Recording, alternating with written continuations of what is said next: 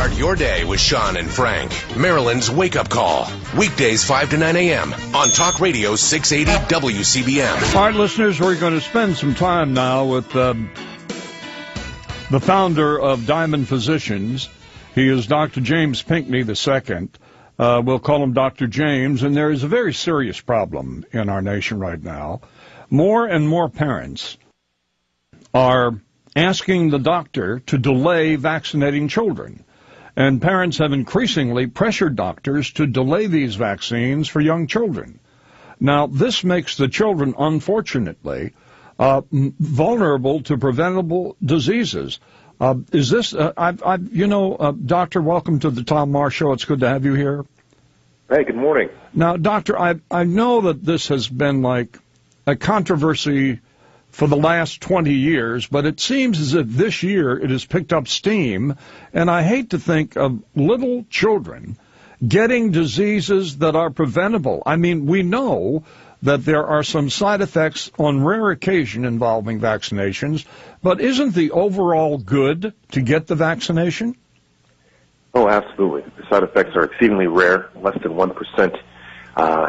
If we follow the vaccination schedule outlined by the American Academy of Pediatrics, we can have up to a 99% effective protection rate for things such as hepatitis, diphtheria, pertussis, measles, mumps, rubella.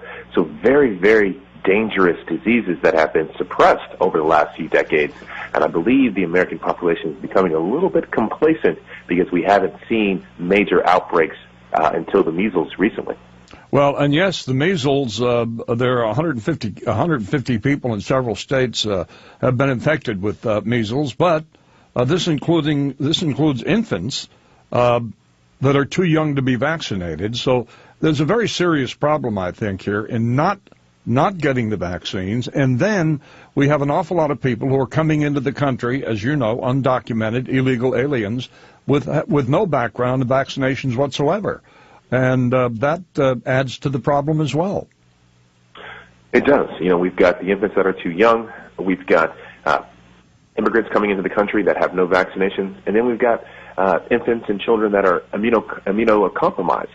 So we really have to focus on this herd immunity concept where a portion of the population is immunized against a contagious disease. And that critical mass is 92%. If we fall below 92% of the population being immunized, we have a major chance of an outbreak. And we've seen that with the measles.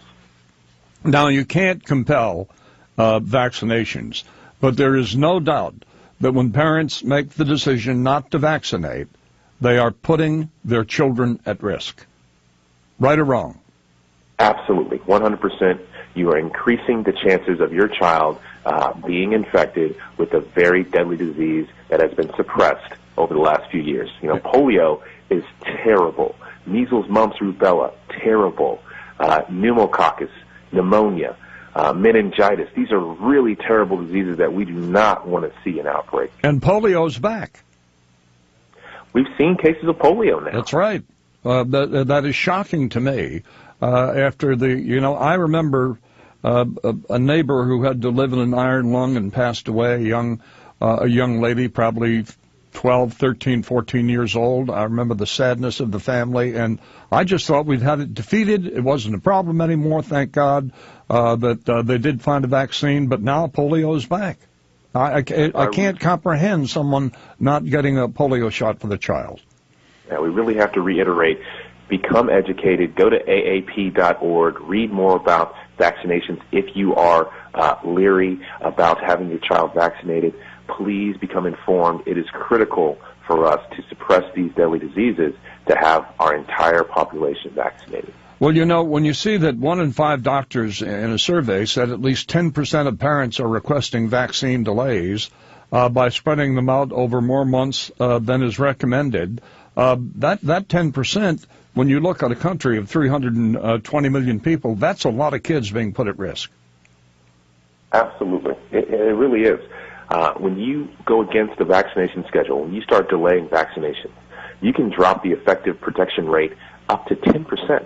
And that doesn't sound like a lot when you go from 99% to 90, 95%. But when you're talking about tens of millions of children, That's thousands of children who are not having coverage for deadly diseases. And very quickly, because I know you have to get to another radio station, or it doesn't have to be that quickly, the measles vaccine. It seems to me as if there's been a lot of misinformation about it. Yes or no? Yeah, there's a lot of things circling around the internet, but I want to reiterate, talk to your physicians with any questions. Physicians go to school for a long time, over a decade of training, and we stay on top of the newest articles, the newest literature that come out.